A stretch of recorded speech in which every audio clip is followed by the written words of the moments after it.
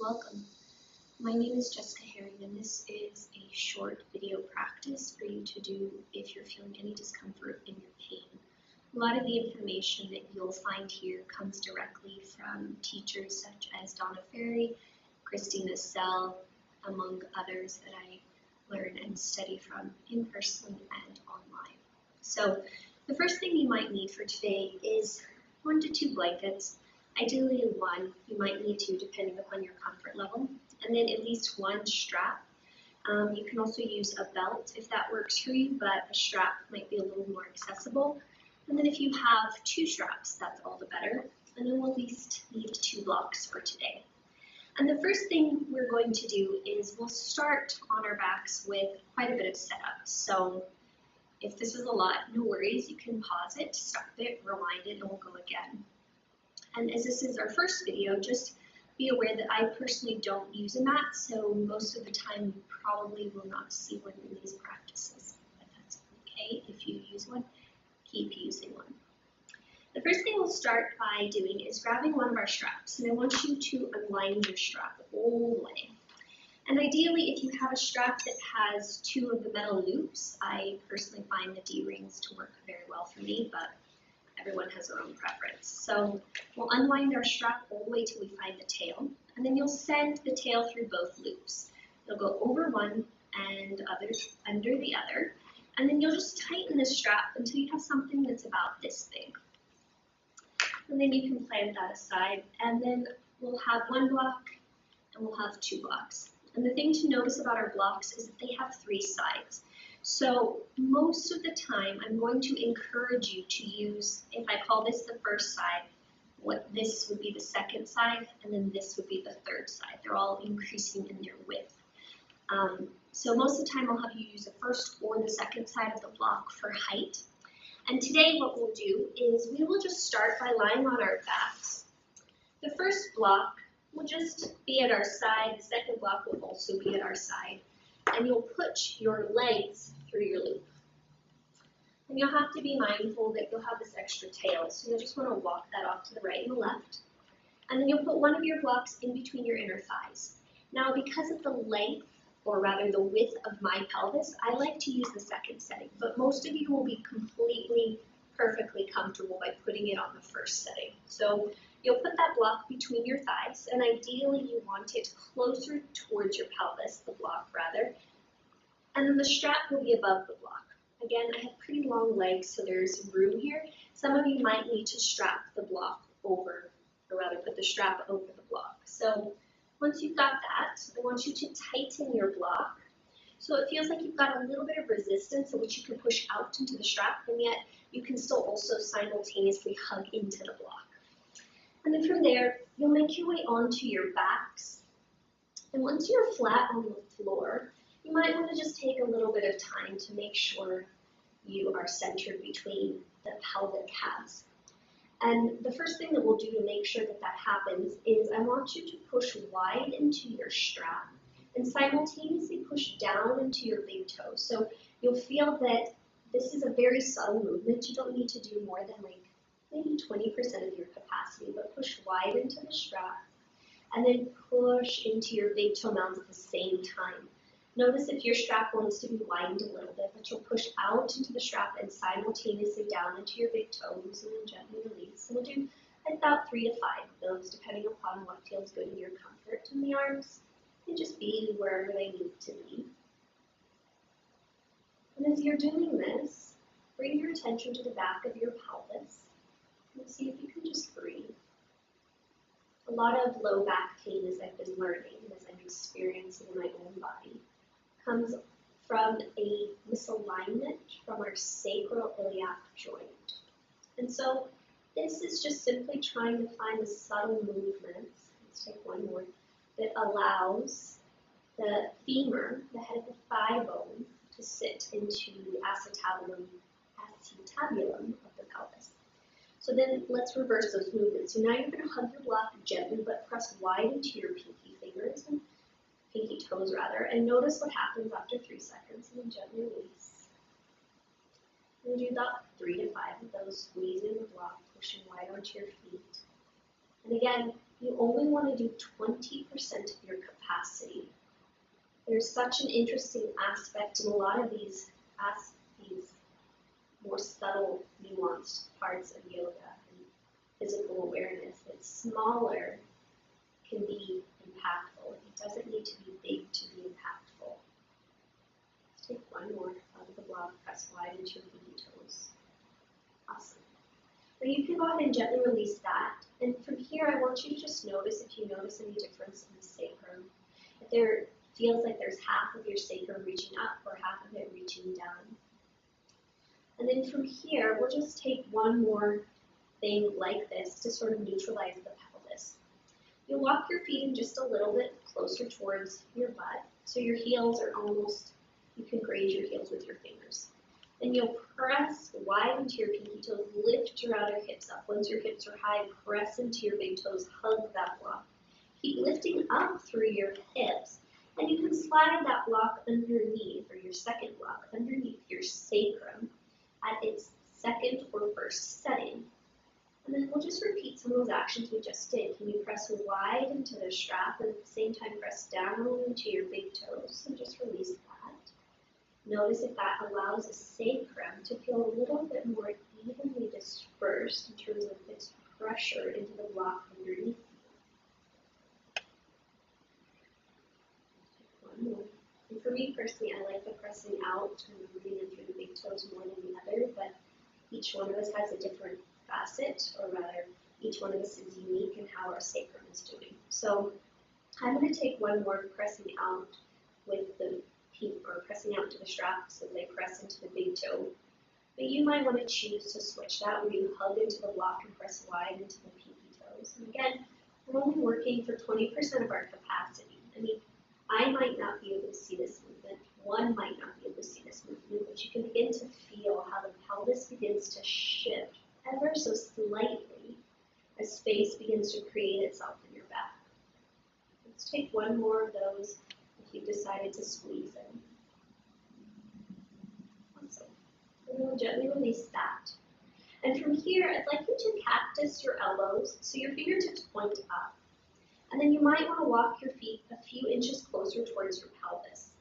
Now from here, you'll press wide into your strap, press down into your big toes, and lift your outer hips up. Now once you're high, press down into your big toes.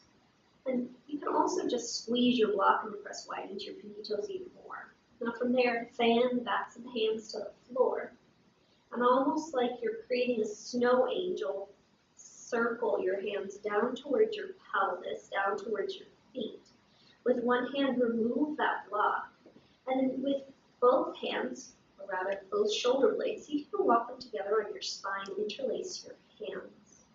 Press into your pinky toes, lift the inner thighs up as you hug into your knees and press wide into your feet. Then notice if you can draw your chin slightly away from your chest and just breathe. Keep pressing wide into that strap as you press down into your big toes. Hug the block as you press wide into your pinky toes. And then as you're ready, you'll gently release your hands, untuck your shoulders, and bring your pelvis back down to the floor. And before you actually allow the weight to settle, just let your butt lightly touch, and we're going to lift it back up. And we'll just take 4 or 5 of those. And what we're trying to do now is really engage the backs of our legs, our hamstrings and our glutes, so that we can allow a little bit more weight, or rather strength, to come into the backs of our glutes and our hamstrings, where we spend so much time sitting. And if you can, continue to broaden across the collarbones. Notice if you're breathing.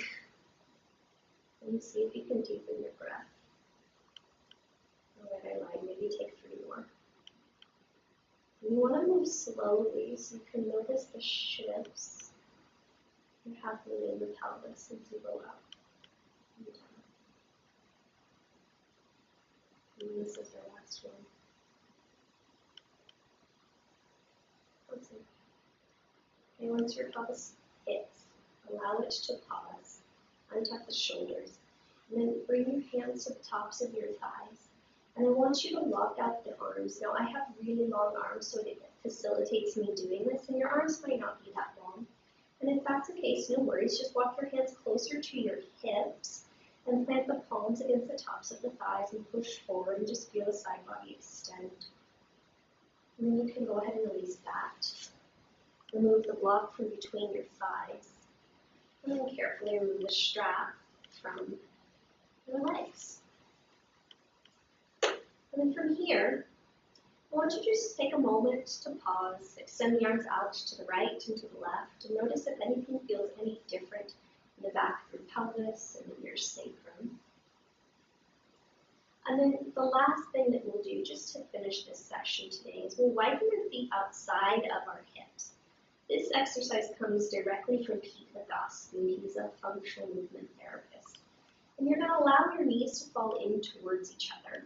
And then from here, I want you to roll to the outer edges of your feet, seeing if you can simultaneously move both femur heads in the socket at the same time. Some of you may find that this feels really good. Some of you may be like, oh my God, I don't like this.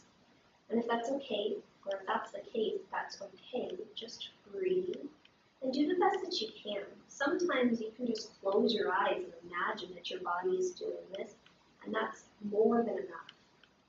Again, it doesn't have to be big to be impactful. It doesn't have to be apparent to be impactful. And Legoski suggests that you do about 30 of these, but for time constraints, we'll do about 5 more.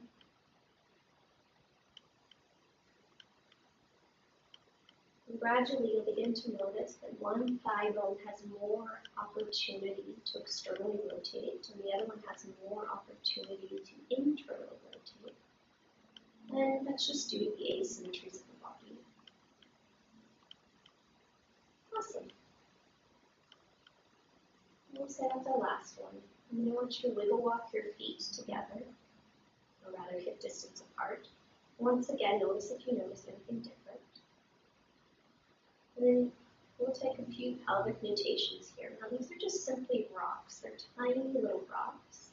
And they're really almost imperceptible. I mean, you might be able to see them here, but they're really small movements where it just feels like I'm rocking forward, back, along the spine. And what this does is this allows a little bit of length to come into the low back, specifically around the lumbar and sacral area. And it's believed that this translates up into the tension we feel in our necks. So take 3 or 4 more like that. See if you can move evenly between your right and your left halves of the pelvis.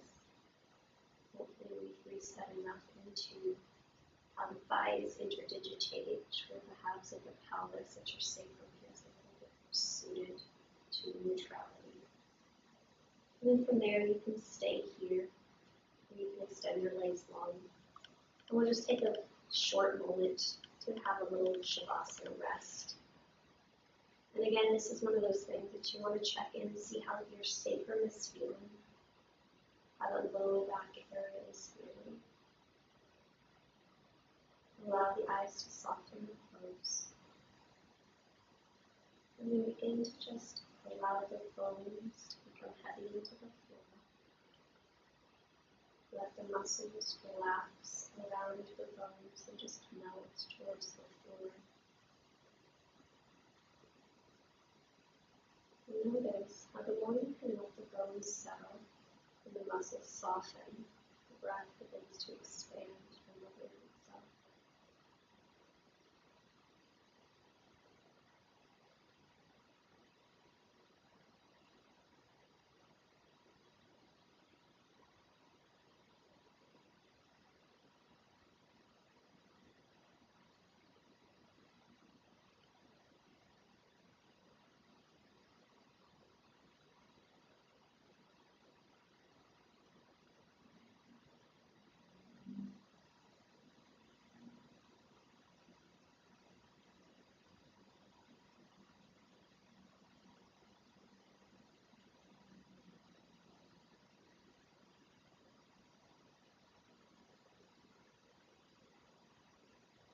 Please stay in this position as long as it feels like it's nurturing to you. And then when you're ready to come Slowly make your way up, leaning by some gentle movement into the bottom.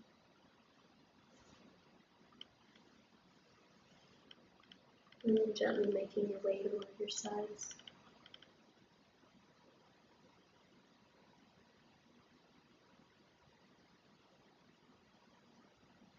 From there, roll your chest towards the floor, or your right hand. And draw yourself to a tall seat facing the front of the room. Now I encourage you to, if you're still practicing ending, make sure you end your practice with a tall elevated seat. It just allows the spine to have length, which lets the breath have a little bit more ease.